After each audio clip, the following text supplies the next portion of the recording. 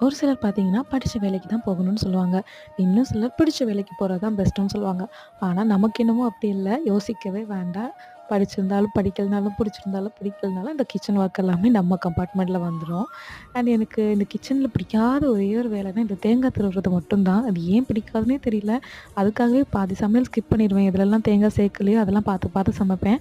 ஆனா, இன்னைக்கு ரொம்ப ஹேப்பியாவே சமைச்சுட்டு இருந்தேன். ஏன் அப்படின்னா, தேங்காய் துருவுறது இவ்ளோ ஈஸியா? அப்படின்னு இன்னைக்கு யோசிச்சேன். ஏன்னா, என் பொண்ணு என்கிட்ட கேட்டிருந்தா, "மம்மி இன்னைக்கு எனக்கு தேங்காய் பாலும், ஆப்பமும் பண்ணி தரியா?" அப்படின்ட்டு. ஸோ எங்கேருந்து இந்த யானை பலம், குதிரை பலம் வரும்னு தெரியாது. பிடிக்காத விஷயம் கூட பிடிச்சிருச்சு. ஹேப்பியா தேங்காய் துருவி, தேங்காய் பால் எடுத்து அப்போலாம் செஞ்சு குடுத்தேன். இப்போதான் தோணுச்சு, ஆமால்ல நம்ம அம்மாவும் அப்படிதான். அப்பாலாம் ஏதாவது கேட்டா கூட, "வேற வேலையே இல்ல, நாளைக்கு செஞ்சுக்கலாம்னு" சொல்லுவாங்க. ஆனா நம்ம ஏதாவது கேட்டா, "இரு இரு இதெல்லாம் செய்ய 5 நிமிஷம் தான் ஆகும்னு" சொல்லுவாங்க.